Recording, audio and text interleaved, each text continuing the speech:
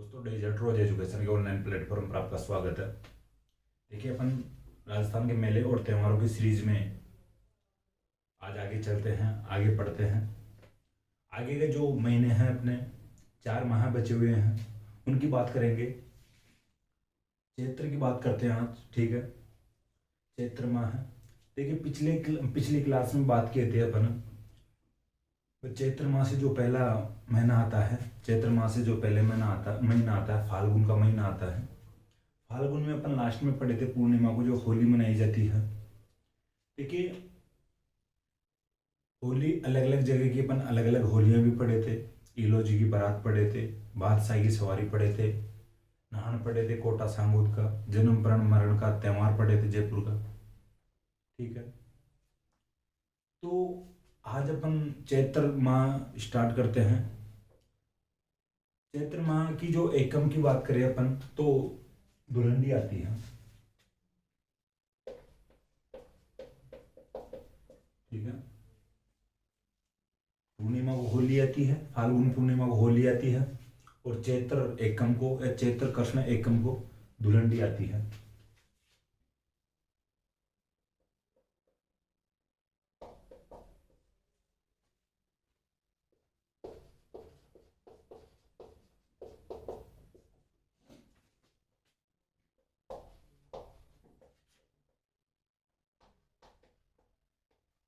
ठीक है। 2 दिन ये त्योहार चलता है, होली वाला। होली का दहन किया जाता है, फाल्गुन पूर्णिमा को किया जाता है। और जो रंगों से खेला जाता है मुख्य रूप से, वो धुलंडी को खेला जाता है। हालांकि होली के दिन भी रंग लगाए जाते हैं, 2 दिन तक चलता है होली का त्योहार। लेकिन होली का दहन फाल्गुन पूर्णिमा को किया जाता है, और धुलंडी चैत्र कृष्ण एकम को मनाई जाती है, ठीक है। देखिए, इसके बाद में अपन बात करें अष्टमी की।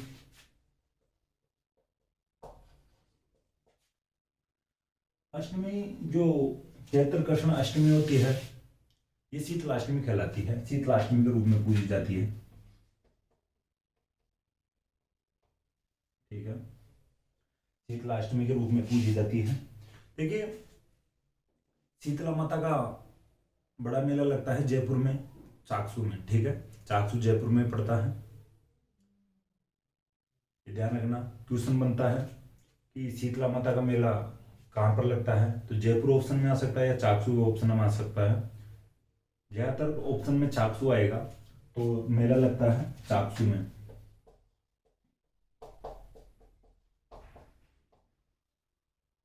देखिए, ये जो शीतलाष्टमी है, इसको एक और शब्द यानी नाम से भी जाना जाता है, बाश्योड़ा।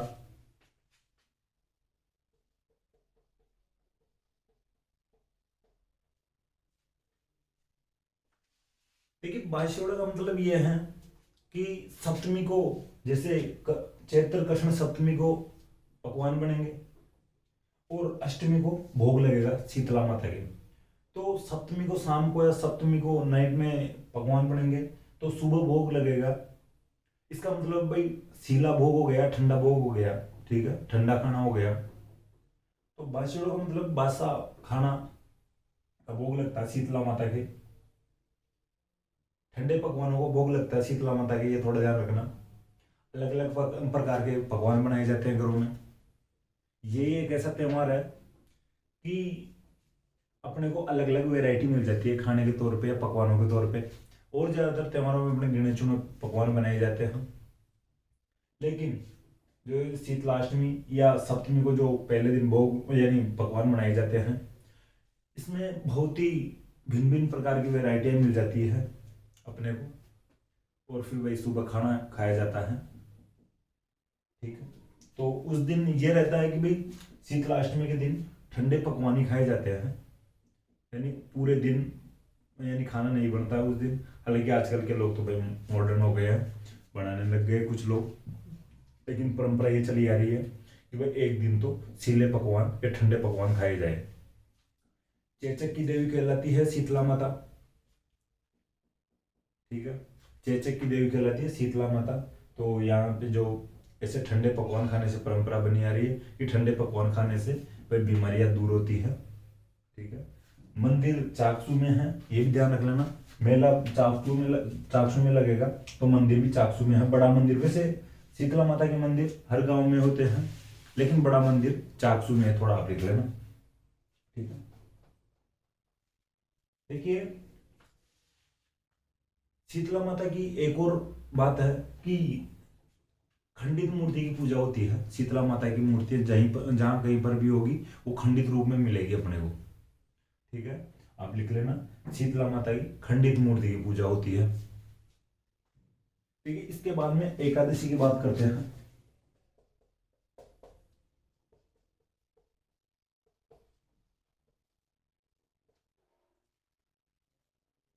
देखिए, एकादशी को एक फैक्ट सामने आता है अपने, चैत्र कृष्ण एकादशी जोहर मेला।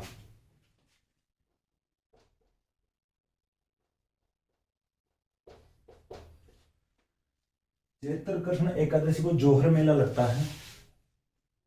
देखिए, जोहर मेले की बात यह है कि जहां जहां पर जोहर हुए हैं, वहां पर जोहर मेले लगेंगे।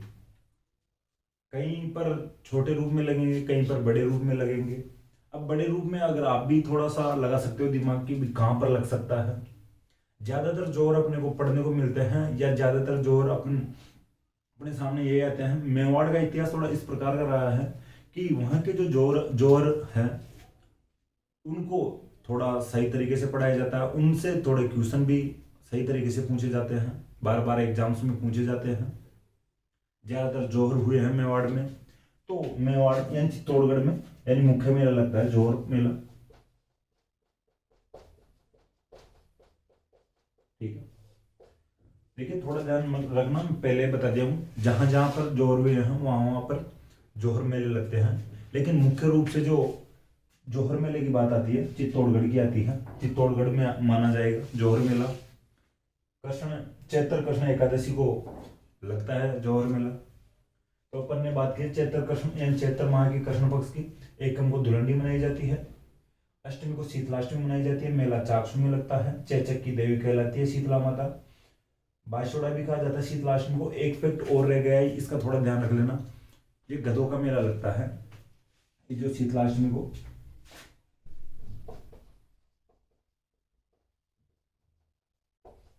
ठीक है। गधों का मेला इंपॉर्टेंट है, क्वेश्चन बनेगा गधों का मेला यानी गधा किस माता का वाहन है या किस देवी का वाहन है। तो थोड़ी गरीबी में रहती होगी भाई शीतला माता उस समय, भाई गधे को गरीबी माना जाता है, ठीक है। तो ध्यान रखना, गधा शीतला माता का वाहन है। तो अपन यहाँ तक बात की, फिर एकादशी की बात कर रहे थे। तो एकादशी को जोहर मेला लगता है, जो चित्तौड़गढ़ का जोहर मेला मुख्य है या इंपॉर्टेंट है। देखिए, इसके बाद में अपन बात करते हैं शुक्ल पक्ष की, ठीक है। शुक्ल पक्ष की बात करते हैं, एकम की बात करेंगे सबसे पहले। देखिए, आपको फर्स्ट क्लास याद आनी चाहिए। अपन जब मेले और त्योहारों की जो फर्स्ट क्लास में जो बेसिक फैक्ट्स की बात कर रहे थे, उस समय में मैं आपको बताया था, एक तो नववर्ष प्रारंभ होता है, ठीक है। देखिए, नववर्ष प्रारंभ होता है और नवरात्रि भी प्रारंभ होते हैं, ठीक है। नववर्ष प्रारंभ होता है और बसंत नवरात्र प्रारंभ होते हैं।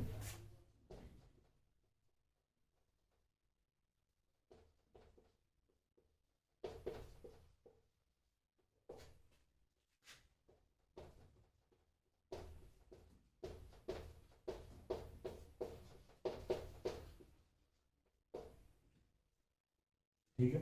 देखिए, नववर्ष की बात करते हैं पहले। जो अंग्रेजी कैलेंडर आता है उसमें 1 जनवरी को नववर्ष आता है, और जो विक्रमी जो कैलेंडर होता है इसमें चैत्र शुक्ल एकम को नववर्ष प्रारंभ होता है। अपन साल में 2 बार हैप्पी न्यू ईयर बोल सकते हैं, हालांकि 1 जनवरी को अपन ज्यादातर ध्यान में रखते हैं, लेकिन ये भी नहीं भूला जाना चाहिए भाई, ठीक है। चैत्र शुक्ल एकम भी नहीं भूला जाना चाहिए, विक्रमी कैलेंडर का जो नववर्ष भी नहीं भूला जाना चाहिए।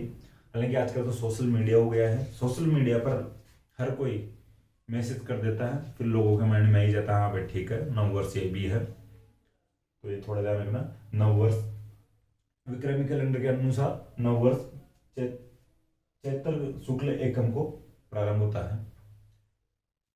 फिर बात करते हैं बसंत नवरात्र की। देखिए अपन पिछली क्लास में नवरात्र की बात किए थे, तो ये थोड़ा ध्यान रखना। नवरात्र 4 होते हैं, 2 प्रकट नवरात्र और 2 गुप्त नवरात्र। ठीक है, तो ये बसंत नवरात्र है, ये चैत्र में आते हैं, शुक्ल पक्ष में। मैं ये भी बता दिया था चारों नवरात्र शुक्ल पक्ष में आते हैं। और एक जो प्रकट नवरात्र आते हैं वो आसोज में या आश्विन माह में आते हैं। ठीक है, तो ये बसंत नवरात्र भी प्रारंभ होते हैं एकम को, और बसंत नवरात्र आते हैं चैत्र शुक्ल पक्ष में, चैत्र माह की शुक्ल पक्ष में। ठीक है, तो ये 2 फैक्ट ध्यान रखना, नववर्ष प्रारंभ होता है और बसंत नवरात्र प्रारंभ होते हैं शुक्ल पक्ष के एकम को या पड़िया को। पड़िया में बताइए तो क्या होती है, यानी एकम को ही पड़िया कहा जाता है अपनी स्थानीय भाषा में। देखिए अब बात करते हैं तृतीया की। ये थोड़ा इंपॉर्टेंट फैक्ट है, ये थोड़ा ध्यान रखना। तृतीया को देखिए, चैत्र शुक्ल तृतीया को गणगौर मनाई जाती है। गणगौर एक बड़ा त्योहार है। ठीक है, चैत्र शुक्ल तृतीया को गणगौर मनाई जाती है। गणगौर एक बड़ा त्योहार है, ये थोड़ा ध्यान रखना। इसकी तिथि पूछी जा सकती है कि गणगौर का त्योहार किस तिथि को मनाया जाता है, चैत्र शुक्ल तृतीया को। देखिए गणगौर जयपुर की प्रसिद्ध है। ठीक है, जयपुर के साथ साथ आपको एक जगह की और याद रखनी पड़ेगी भाई, 2 जगह की गणगौर प्रसिद्ध है, जयपुर और उदयपुर की।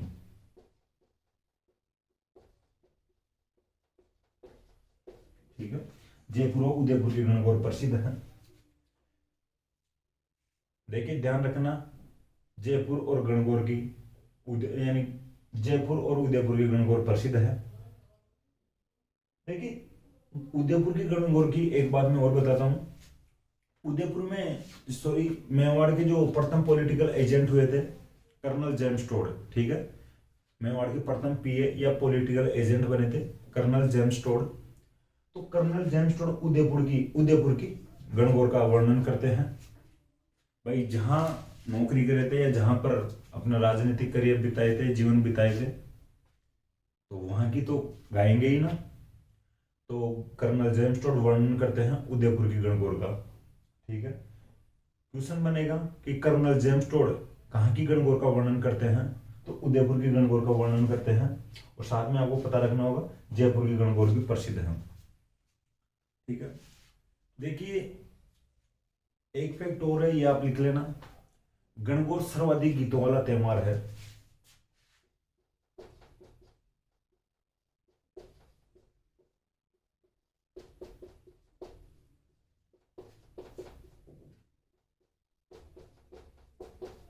ठीक है, गणगौर सर्वाधिक गीतों वाला त्योहार है। देखिए इसमें लड़कियां गणगौर पूजती है। ठीक है, लड़कियां गणगौर पूजती हैं। 2 मांग की जाती है गणगौर माता से कि एक तो अच्छा पति दे या अच्छा पति मिले, और एक यानी खुद के भाई के अच्छी पत्नी आए, यानी अच्छी भाभी आए या अच्छी भौजाई आए, और अपना अच्छा पति मिले। ठीक है, तो गणगौर पर जो लड़कियां गणगौर पूजती है अपने लिए अच्छे पति की कामना करती है और अपनी अच्छी भाभी की कामना करती है। यानी अच्छी भाभी आई, अच्छी भाभी का मतलब अपने भाई की पत्नी अच्छी आई और अपने यानी खुद के लिए अच्छा पति मिले। तो लड़कियां इस प्रकार से व्रत करती है, इस प्रकार की कामना करती है। थोड़ा ध्यान रखना, लड़कियों को व्रत करना पड़ता है, भाई के लिए पत्नी भी अच्छी है, इसके लिए भी लड़कियों को या बहनों को ही व्रत करना पड़ता है, और अपने लिए भाई अच्छा पति मिले इसके लिए तो करना ही पड़ेगा, खुद को ही करना पड़ेगा। ज्यादातर व्रत अपन पढ़े हैं अभी तक, जैसे करवा चौथ है, उधर अपन तीज पढ़े थे। इस प्रकार के त्योहार है कि जो पति पत्नी ये टारगेट रहता है भाई, लड़की अपने लिए अच्छे पति की कामना करेगी। और जो एक ही त्योहार है गणगौर वाला, इसमें अपने भाई के लिए भी अच्छी पत्नी की कामना करेगी। तो थोड़े से ध्यान रखना, जिसके की जो बहन गणगौर पूज रही हो, गणगौर का व्रत रख रही हो, तो अच्छे से व्रत करवाना।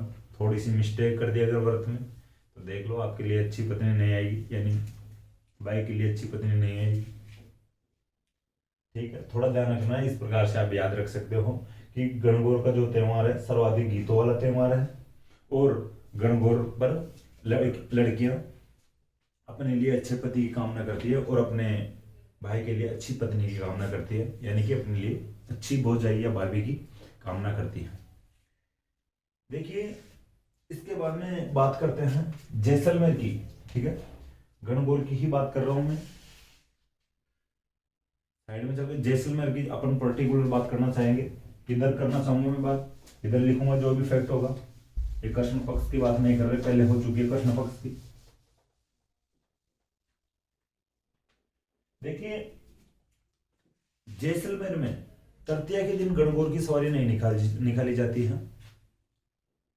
चतुर्थी के दिन सवारी निकाली जाती है, और यहाँ पे ओनली और ओनली गौर की सवारी निकाली जाती है। देखिए, गण और गौर का मतलब मैं समझाने की कोशिश करूंगा।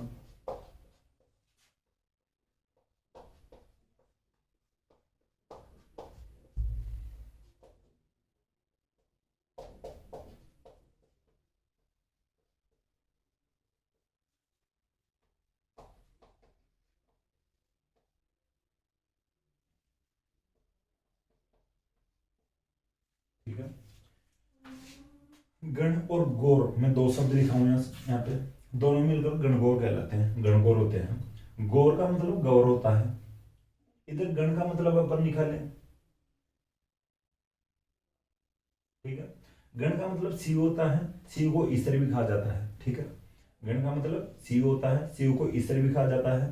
गौर का मतलब गौर होता है, गौर ये पार्वती, माता पार्वती का पर्याय है गौर या गौरी, गौरा। ठीक है, तो पार्वती को यहाँ पर गौर कहा गया है या गौर कहा गया है, गणगौर। देखिए, ऐसी बात है या ऐसी एक घटना हुई है कि पुराने जमाने में या जो राजा महाराजाओं के जमाने में या राजतंत्रात्मक जमाने में या राजतंत्र के जमाने में गणगौर की सवारी निकाली जाती थी। तो उस समय गणगौर की सवारी को लूटना एक बड़ा ही शक्ति प्रदर्शन के रूप में माना जाता था, कि जो कोई गणगौर की सवारी को लूट लेगा अपने आप में शक्तिशाली कहलाएगा, भाई वहां की गणगौर को लूट कर लाए हैं। तो देखिए, जब जैसलमेर में गणगौर की सवारी निकाली जा रही थी, उस समय बीकानेर रियासत के लोग लूटने जाते हैं। भाई बीकानेर रियासत के राजा महाराजाओं के लोग ही लूटने गए होंगे, तो बीकानेर वाले जैसलमेर की गणगौर को लूटने चले गए। वो लूटपाट मचाते हैं सवारी जब निकाली जा रही थी गणगौर की। देखिए, वो जब लूट कर रहे थे, लूटपाट मचा रहे थे, उनको गौर तो हाथ लगी नहीं और ये गण हाथ लग गया। ठीक है, गण हाथ लग गया और गौर तो हाथ लगे नहीं। देखिए, लूटने का मतलब ये होता था कि भाई गौर या पार्वती माता की जो मूर्ति होगी, ये गहने पहनाई जाती है मूर्ति को। गणगौर की सवारी में माता पार्वती की मूर्ति को गहने पहनाए जाते हैं, और गहने लूट, आप गणगौर की सवारी को लूट के लाओगे तो साथ में मूर्ति के गहने आएंगे। तो गहने की वजह से, ज्वेलरी की वजह से ही लूटपाट करते थे। ठीक, तो बीकानेर वालों के हाथ लग गया, शिव जी की मूर्ति या गण की मूर्ति, गौर की मूर्ति जैसलमेर में रह गई। तो उस दिन तो इनकी जो खुशी में ये इनकी सवारी में विघ्न पड़ गई, या विघ्न यानी बाधा पड़ गई। तो ये उस दिन या तृतीया को तो सवारी निकाल नहीं पाते हैं। फिर इन्होंने प्लान बनाया कि भाई चलो ठीक है, तृतीया को तो अपन सवारी नहीं निकाल पाए हैं, लेकिन अगले दिन अपन सवारी निकालेंगे। तो बिना शिव जी के या बिना गण के ओनली गौर की सवारी निकाली जाती है जैसलमेर में। ठीक है, केवल आप लिख लेना, केवल देखिए इस प्रकार का स्टेटमेंट लिखना या इस प्रकार का सेंटेंस लिखना कि जैसलमेर में चतुर्थी के दिन केवल गौर ओब्लिक पार्वती की सवारी निकाली जाती है। ठीक है, ये थोड़ा ध्यान रखना, इस प्रकार से आप समझने की कोशिश करना। मैं अच्छे से समझाया हूँ, वैसे आपको समझ में आई होगी बात। ठीक है, गण का मतलब शिव जी है, शिव को ईश्वर भी कहते हैं, और गौर या गौर का मतलब यानी माता पार्वती को गौर या गौर कहा जाता है। ठीक है, तो बिना शिव जी के, बिना गण की सवारी निकाली जाती है जैसलमेर में, केवल गौर की या माता पार्वती की सवारी निकाली जाती है। देखिए, अब ये एक बात और थोड़ी समझाने की कोशिश करूंगा। अपन महाशिवरात्रि की बात किए थे। महाशिवरात्रि को मैं बताया था आपको कि माता पार्वती और भगवान शिव जी का विवाह के रूप में महाशिवरात्रि मनाई जाती है, एक प्रकार से एनिवर्सरी मनाई जाती है महाशिवरात्रि को। देखिए, महाशिवरात्रि को उनका विवाह हुआ था, शिव जी का और पार्वती जी का। और गणगौर के दिन इनका गोना या मुकलावा हुआ था। देखिए, गोना या मुकलावा आप थोड़ा ध्यान रखना, राजस्थानी भाषा में क्वेश्चन भी बनेंगे। गोना किसे कहते हैं, मुकलावा क्या होता है, ठीक है। तो गोना या मुकलावा होता है, लड़की की शादी होने के बाद पहली बार ससुराल यानी अपने ससुराल जाती है, ठीक है। पहली बार ससुराल लाया जाता है। पहले तो भाई इस प्रकार से होते थे, सावे सावा भी बोलते हैं गाँव में या स्थानीय भाषा में, गोना या मुकलावा को सावा बोलते हैं। आजकल तो लड़की की शादी होने के बाद तुरंत ही ले जाते हैं भाई लड़के वाले, या ससुराल जल्दी ही जाने लग जाती है। पहले इस प्रकार से होता था, जैसे शादी हो गया तो लड़की को लगभग 1 साल के लिए अपने पियर में रखा जाता है, भाई हम तो 1 साल बाद में भेजेंगे। फिर जब 1 साल बाद में या जो भी टाइम दिया होता है, भाई 2 साल बाद में भेजेंगे, तो तब अगर पहली बार फिर ससुराल ले जाया जाता है लड़की को, तो उसको सावा, मुकलावा या गोना बोलते हैं। हालांकि देखिए, आपके पेपर में अगर पूछा जाएगा तो गोना या मुकलावा ही पूछा जाएगा, सावा नहीं आएगा। ये सावा स्थानीय भाषा का शब्द है। देखिए, जो जिस क्षेत्र में मैं रहता हूँ वहां पर सावा भी बोलते हैं, गोना या मुकलावा को स्थानीय भाषा में, ठीक। थोड़ा ध्यान रखना। देखिए, अब बात करते हैं गणगौर की, थोड़ी और आगे बढ़ के बात करते हैं। पंचमी की बात करेंगे अब। देखिए, पंचमी की बात करें, आगे तृतीया की अपन बात कर लिए हैं, इधर लिखता हूं मैं।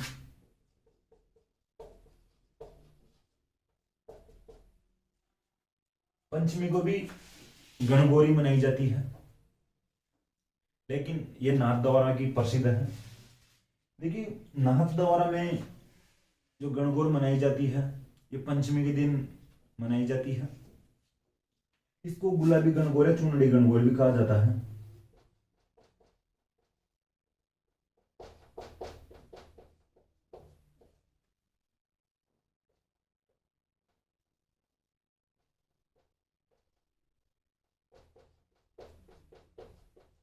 ठीक है।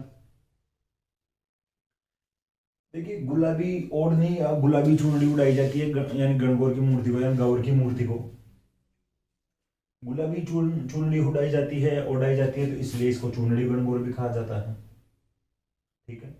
ये नाथ द्वारा की प्रसिद्ध है, ये थोड़ा ध्यान रखना, ये नाथ द्वारा में मनाई जाती है। देखिए, अपने सामने 2 तिथियां गणगौर की आई है, एक तिथि और आएगी जस्ट आगे, जस्ट नहीं भाई, थोड़े भाई अब भी पढ़ेंगे अपना, ठीक है। तो 3 तिथियां पढ़ेंगे गणगौर की। शुक्ल पक्ष में एकम को नववर्ष प्रारंभ होता है और बसंत नवरात्र प्रारंभ होते हैं, ठीक है। तृतीया को गणगौर मनाई जाती है। जयपुर और उदयपुर की गणगौर प्रसिद्ध है। कर्नल जेम्स टोड उदयपुर की गणगौर का वर्णन करते हैं। सर्वाधिक गीतों वाला त्योहार है गणगौर। और इधर मैं समझाने की कोशिश कर रहा हूं गण और गौर की बात को, किस प्रकार से गण को शिव जी कहा जाता है, शिव जी को गण कहा जाता है, और पार्वती, माता पार्वती को गौर या गौर कहा जाता है। और जैसलमेर में चतुर्थी के दिन गौर की सवारी निकाली जाती है, यानी बिना ईसर के गौर की सवारी निकाली जाती है। तो तृतीया को अपन गणगौर पढ़े हैं, जैसलमेर में चतुर्थी को गणगौर पढ़े हैं, और नाथ द्वारा में पंचमी को गणगौर पढ़े हैं, ठीक है। एक फैक्ट हो रहेगा अभी गणगौर का, तो मैं बताऊंगा अभी। देखिए, अब बात करते हैं आगे अष्टमी की। देखिए, चैत्र शुक्ल अष्टमी को अशोक अष्टमी कहा जाता है, ठीक है।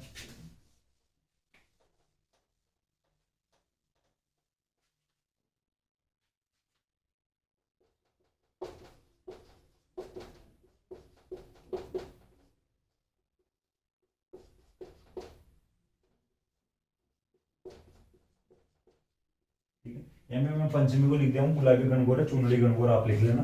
इधर मैं अष्टमी लिखता हूँ।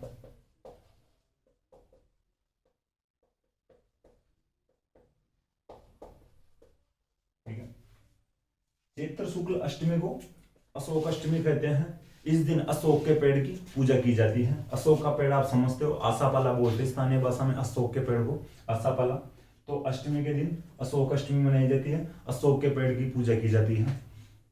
देखिए अब बात करते हैं नवमी की।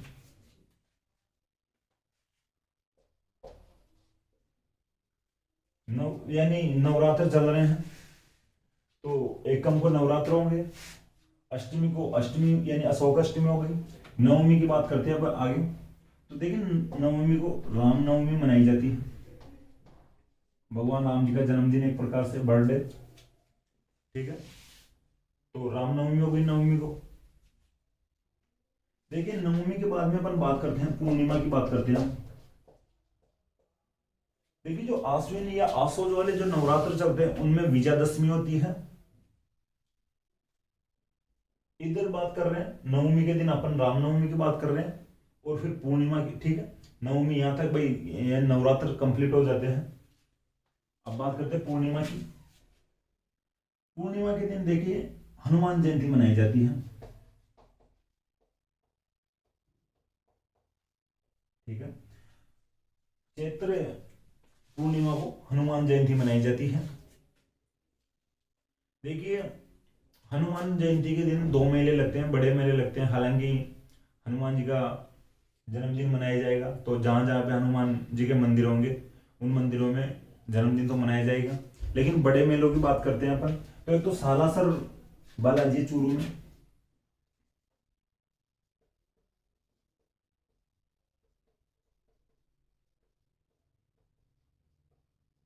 एक देखिए दौसा में मेहंदीपुर बालाजी है।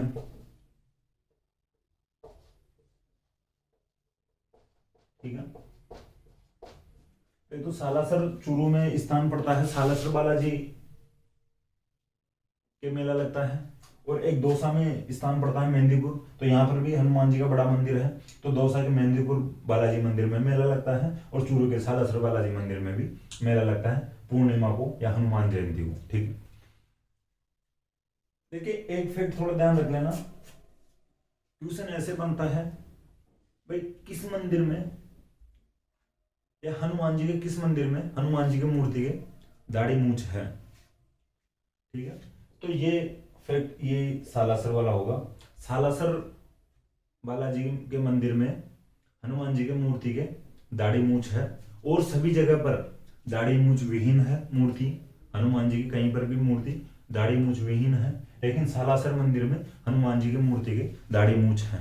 ठीक है, क्लीन से में और मंदिरों में, लेकिन यहाँ पे थोड़ा ही दाढ़ी मूछ बढ़ा रखे हैं हनुमान जी, ये भी भाई थोड़ा डेकोरम बना रखे, दाढ़ी मूछ बड़ी करके खुद का। ठीक है, देखिए अपन यहां तक चैत्र माह की बात की है, अब बात करेंगे वैशाख माह की।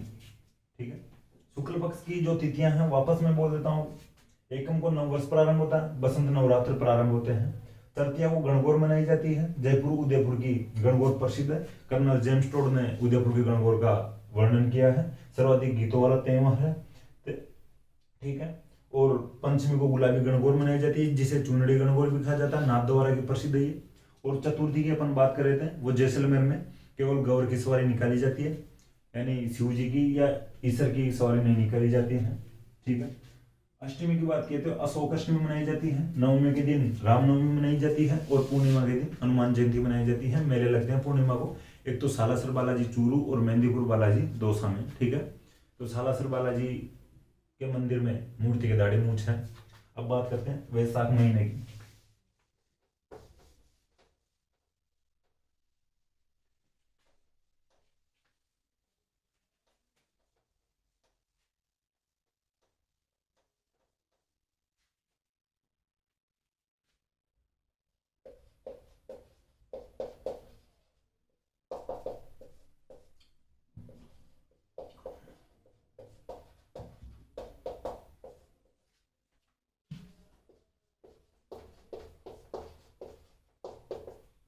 ठीक है, वैशाख माह की बात करते हैं।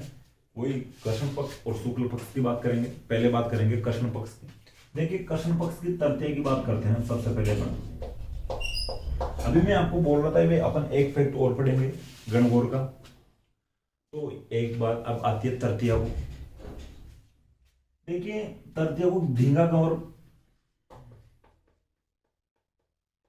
ठीक है, धींगा गौर मनाई जाती है।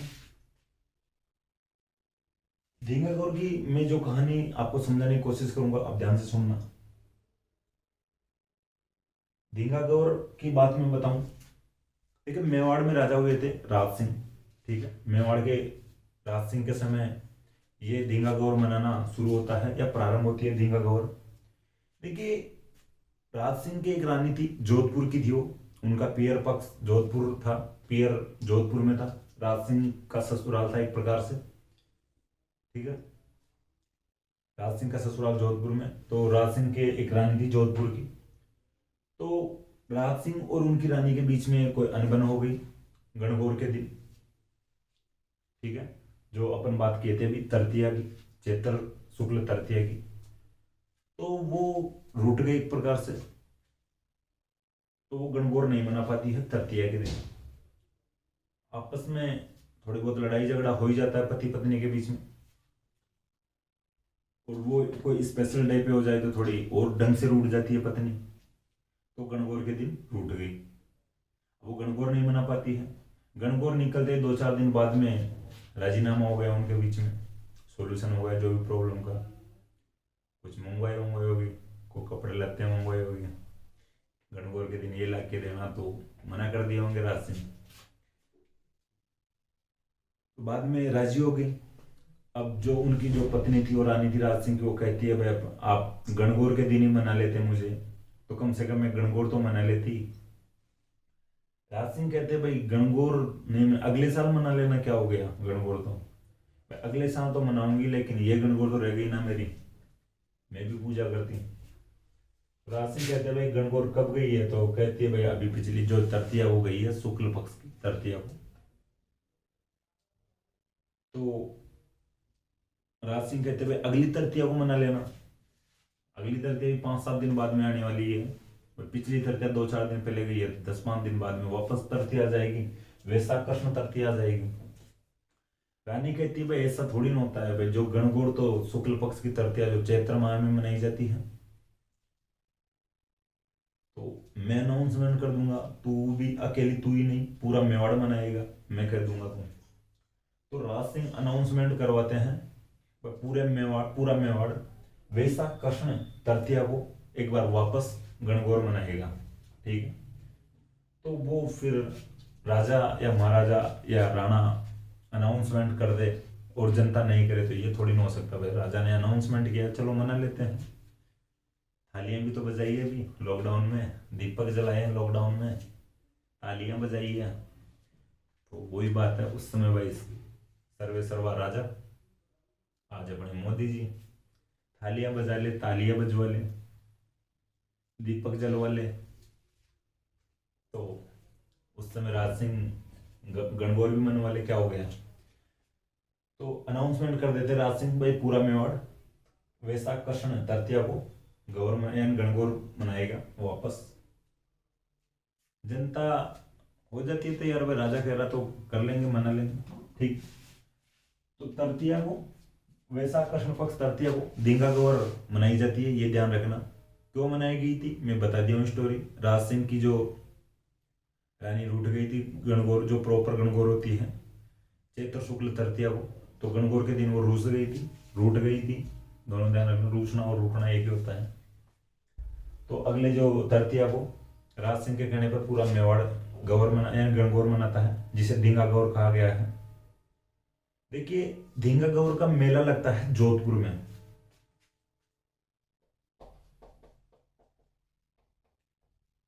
देखिए मेरा जो अभी इंटेंशन ये था कि राज सिंह का ससुराल जोधपुर में था, इसी बात को समझाने के लिए था। आपके माइंड में आएगा भाई धींगा गौर मेवाड़ में मनाई जाती है या राज सिंह के कहने पर मनाई गई थी, तो मेला जोधपुर में क्यों लगता है। तो ये भाई रानी थी राज सिंह की, ये जोधपुर की थी, इसलिए मेला प्रसिद्ध हो गया भाई। ठीक है, तो भाई रानी के परेशान करने पर राज सिंह ने पूरे मेवाड़ में गणगौर मनवा दी। तो जोधपुर वाले राजी रहे होंगे, हुए होंगे भाई हमारे वाले ने देखो मेवाड़ पे कैसे राज कर रखा है, मेवाड़ के राजा पे कैसा राज कर रखा है। हमारे वाले के कहने से राजा ने पूरे मेवाड़ में ही त्योहार ही चेंज करवा दिया, तिथि बदलवा दी, दो दो बार त्योहार मनवा दिया। तो इस प्रकार से मेला जोधपुर में लगता है। ठीक है, ये गणगौर के 15 दिन बाद में मनाई जाती है।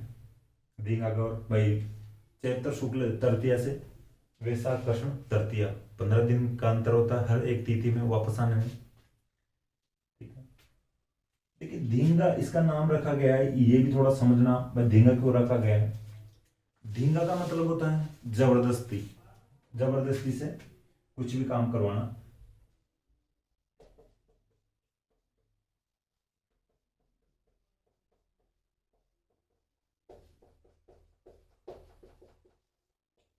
जबरदस्ती से कुछ भी काम करवाना, धींगा या धींगाणु। भाई राज सिंह ने जबरदस्ती से धींगा गणगौर मनवाई थी वापस। मेवाड़ में प्रारंभ होती है, मेवाड़ में राज सिंह के समय प्रारंभ होती है, मेवाड़ में मनाई जाती है। हालांकि हर कहीं पे नहीं मनाई जाती है, थोड़ा ध्यान रखना। अब बात करते हैं आगे, यानी शुक्ल पक्ष की बात करते हैं। ठीक है, यहाँ पे लिखूंगा मैं इसको। ये शब्दकोश के अकॉर्डिंग ध्यान रखना। धींगा या धींगाणु का मतलब होता है जबरदस्ती से कुछ भी कार्य करवाना। अब बात करते हैं शुक्ल पक्ष की। देखिए शुक्ल पक्ष की तृतीया की बात करें, देखिए शुक्ल पक्ष की जो तृतीया आती है, वैशाख शुक्ल पक्ष तृतीया, ये आकातीज के रूप में मनाई जाती है।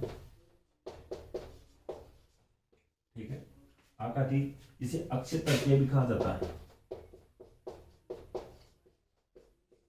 ठीक है, इंपॉर्टेंट तिथि है। दो तीन फैक्ट सामने आएंगे इसके, पिछली क्लास में अपन बात कर चुके हैं, जो पिछली क्लासेज हुई है बीकानेर का इतिहास पढ़ रहे थे उस समय बात किए थे अपन। देखिए पहले आकातीज की बात करते हैं। आकातीज अबूझ सावा कहलाता है, अबूझ सावा होता है। ठीक है, देखिए आकातीज के दिन शादी विवाह होते हैं, खूब होते हैं, बड़ी मात्रा में शादी विवाह होते हैं। पंडित जी को बिना बुझे शादी कर सकते हैं इस सावे के दिन या इस तिथि को। अबूझ सावा लिख लेना। देखिए अबूझ सावा है, पंडित जी को बिना बुझे शादी विवाह कर सकते हैं इस दिन। बड़ी मात्रा में या बड़े स्तर पे या व्यापक स्तर पे बाल विवाह होते हैं।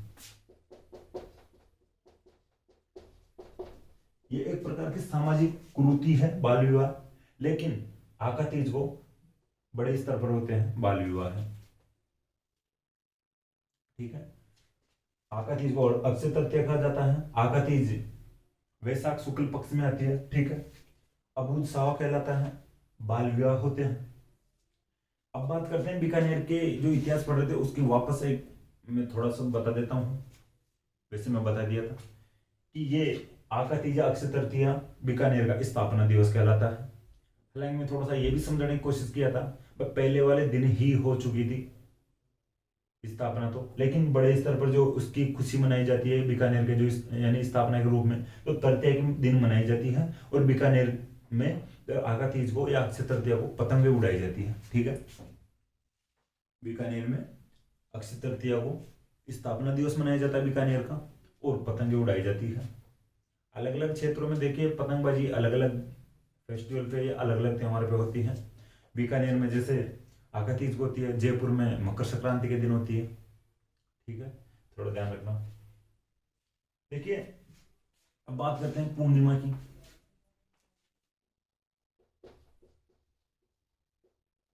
ठीक है, शुक्ल पक्ष में तृतीया आती है एक तिथि इंपॉर्टेंट, और इसके बाद में अपन डायरेक्ट पूर्णिमा की बात कर रहे हैं। दो ही तिथि हुई शुक्ल पक्ष में। देखिए पूर्णिमा के दिन, ये पूर्णिमा इंपॉर्टेंट पूर्णिमा है, इसे पीपल पूर्णिमा या बुद्ध पूर्णिमा कहा जाता है।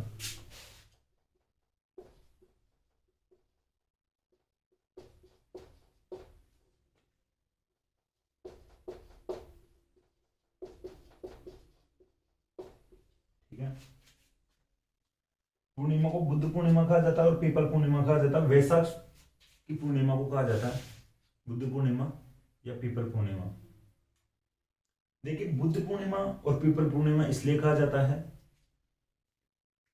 भगवान बुद्ध का जन्म वैशाख पूर्णिमा को हुआ, भगवान बुद्ध को ज्ञान की प्राप्ति हुई वैशाख पूर्णिमा को हुई, और भगवान बुद्ध का निधन या मृत्यु हुई वैशाख पूर्णिमा को हुई। देखिए, इस पूर्णिमा का नाम फिर भगवान बुद्ध के नाम पे बुद्ध पूर्णिमा पड़ गया। ठीक है, तीनों जो बड़ी घटनाएं हुई थी भगवान बुद्ध के जीवन की, यानी भगवान बुद्ध का जन्म, भगवान बुद्ध को ज्ञान की प्राप्ति और भगवान बुद्ध का निधन या मृत्यु, तीनों वैशाख पूर्णिमा को हुई थी, इसलिए बुद्ध पूर्णिमा कहा जाने लगा पूर्णिमा को। ठीक है, वैशाख पूर्णिमा को। पीपल पूर्णिमा फिर आपको याद आना चाहिए, भगवान बुद्ध को पीपल के पेड़ के नीचे ज्ञान की प्राप्ति हुई थी। ठीक है, तो इस प्रकार से पीपल पूर्णिमा।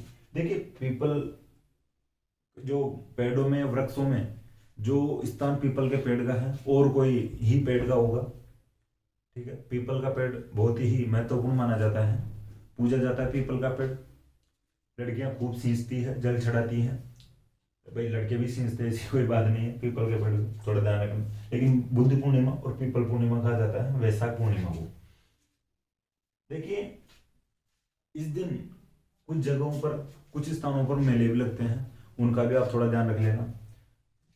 इधर लिखने की कोशिश करूंगा।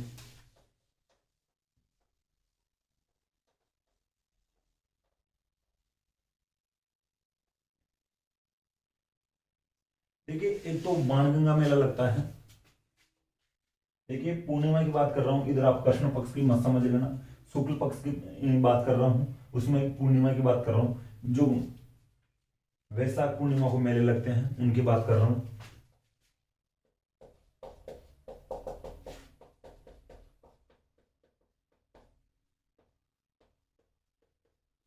देखिए, बाणगंगा मेला लगता है विराटनगर में, जयपुर में पड़ती है जगह विराटनगर, जैसे बहराटी भी कहा जाता है। बाणगंगा नदी का उद्गम होता है, अर्जुन की गंगा कहते हैं। यहाँ पर जो जनश्रुतियां या किंवदंतियां हैं, इनके अनुसार अर्जुन ने अपना तीर से गंगा नदी का, यानी बाणगंगा का निकाला था, निकाली थी। ठीक है, अपने तीर से जलधारा निकाली थी, तो अपने बाण से जलधारा निकालने के कारण इस जो, और गंगा नदी, तो बाण से जलधारा निकालने के कारण इसका नाम पड़ा बाणगंगा। तो यहाँ पर मेला लगता है, विराटनगर में जगह है। ठीक है, थोड़ा ध्यान रखना। एक और मेला लगता है गोमती सागर मेला।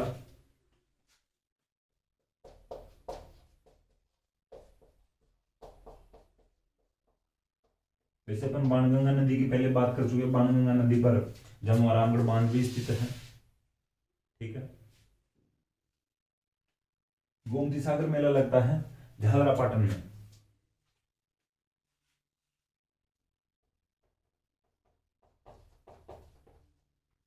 ठीक है, जो गोमती सागर मेला है झालरापाटन वाला, ये एक पशु मेला लगता है, पशु मेला है।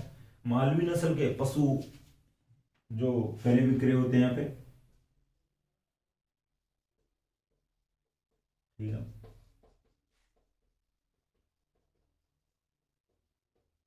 देखिए, ये इंपॉर्टेंट फैक्ट है, आप थोड़े हल्के में मत लेना इनको। गोमती सागर मेला कहाँ पे लगता है? झालावाड़ में लगता है। इनमें से कौन सा पशु मेला है, कौन सा पशु मेला नहीं है, इस प्रकार के क्वेश्चन भी बनते हैं, ऑप्शन में दे सकते हैं। गोमती सागर पशु मेला किस नस्ल के पशुओं का मेला है? तो मालवी नस्ल के पशुओं का मेला है। मालवी नस्ल के पशु खूब बिकते हैं, यहाँ पे खरीदे जाते हैं, बेचे जाते हैं।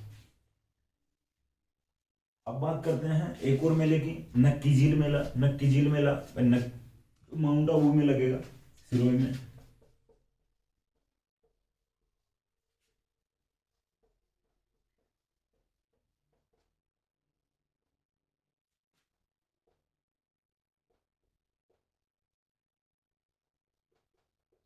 नक्की झील माउंट आबू में है, तो नक्की झील मेला माउंट आबू में लगता है पूर्णिमा के दिन, वैशाख पूर्णिमा के दिन। मातरकुंडिया मेला लगता है चित्तौड़गढ़ में लगता है, मातृकुंडिया को राजस्थान का हरिद्वार कहा जाता है।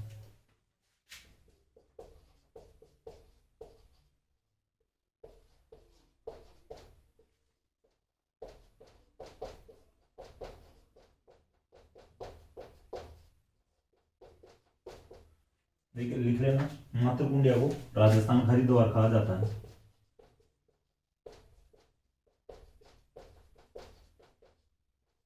ठीक है, मातृकुंडिया मेला चित्तौड़गढ़ में लगता है, इसे राजस्थान का हरिद्वार कहा जाता है। देखिए एक मेले की और बात करते हैं, अरणोद मेला। देखिए अरणोद स्थान पड़ता है प्रतापगढ़ में, तो गौतमेश्वर मेला इधर लिखता हूं मैं।